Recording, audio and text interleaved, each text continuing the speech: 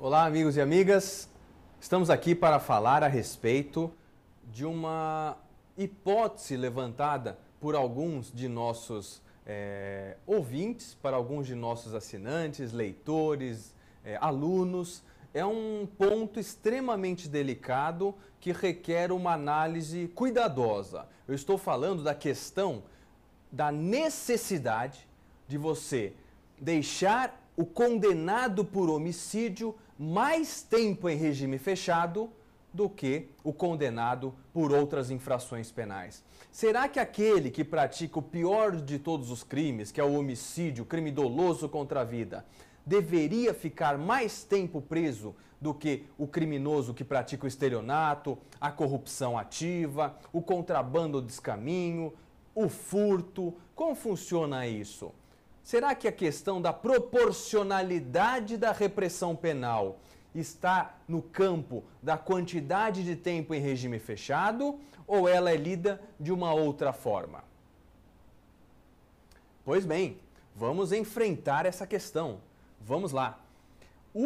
Na minha opinião, a proporcionalidade da repressão penal à prática de crimes, ela surge no momento da criminalização primária.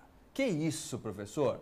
Eu estou falando de criminologia, eu estou falando de política criminal, eu estou falando do momento em que o legislador seleciona uma conduta para afirmar essa conduta humana, a partir da aprovação e publicação da minha lei, será crime.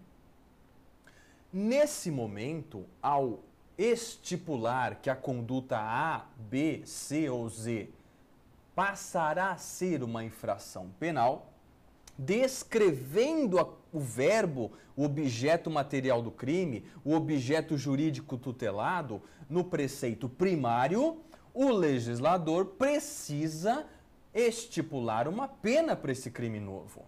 É o chamado preceito secundário da infração penal. Normalmente, reclusão ou detenção. No caso de contravenção penal, prisão simples. Mas essa pena, ela é quantificada, ela é balizada pelo legislador com um mínimo e um máximo. Um mínimo e um máximo.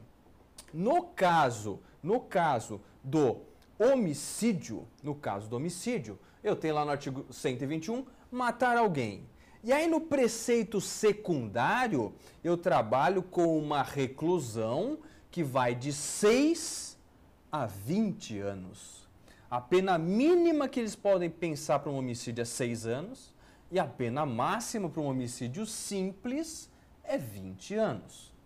Então, nesse momento em que o legislador criminaliza uma conduta e estipula sua pena, eu já tenho uma proporcionalidade. Lógico, se o legislador colocou para o homicídio de 6 a 20 anos, ele já trabalhou com a proporcionalidade. Ou seja, uma conduta mais grave como essa merece uma pena, mesmo que em abstrato, mais grave.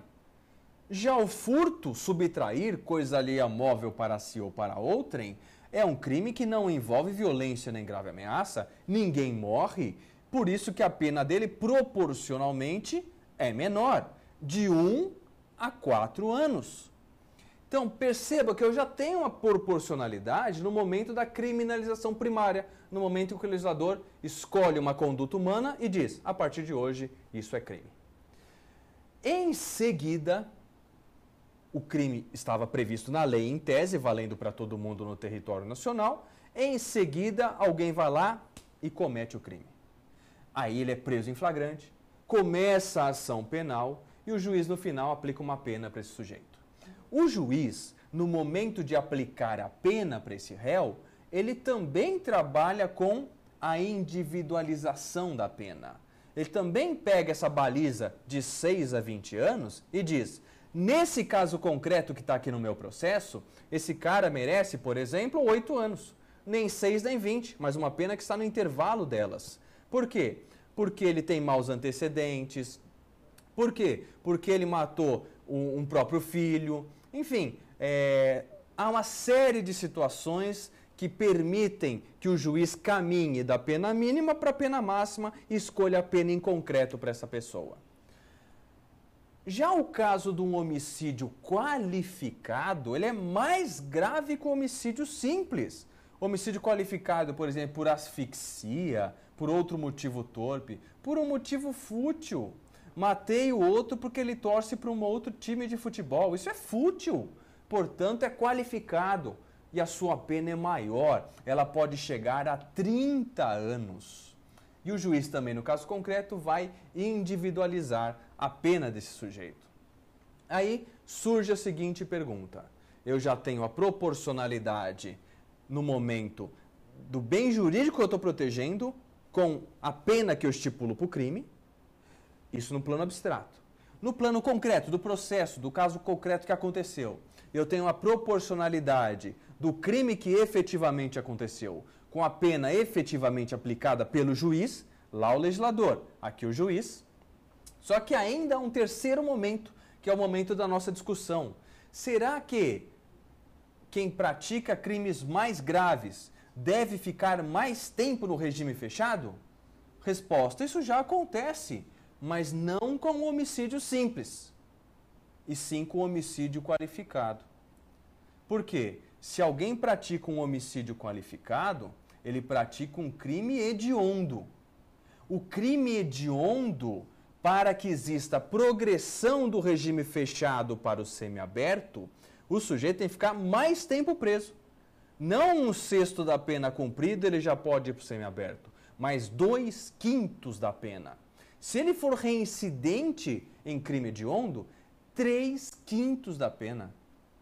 Portanto, a resposta para essa pergunta é a seguinte: o homicídio exige o maior tempo no regime fechado? A minha resposta para você é: o crime hediondo exige o maior tempo no regime fechado de acordo com a legislação em vigor, e não o fato de ser um homicídio.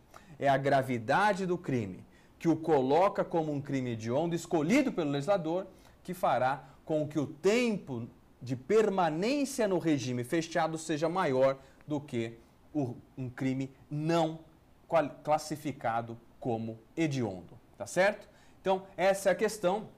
É uma questão aparentemente fora do direito, mas no momento em que nós inserimos essa dúvida no contexto jurídico, os senhores perceberam que existe uma discussão muito salutar relacionada ao princípio da proporcionalidade da repressão do Estado, tanto no momento da seleção da conduta e estipulação de sua pena em geral, no momento do crime praticado em concreto e da pena aplicada em concreto pelo juiz, e no momento da execução penal, ou seja, o castigo que ele vai receber, a reprimenda que ele vai receber é maior, porque ele fica mais tempo no regime fechado, do que o de seus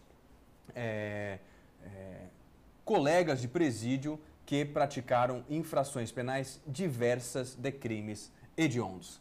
Era isso.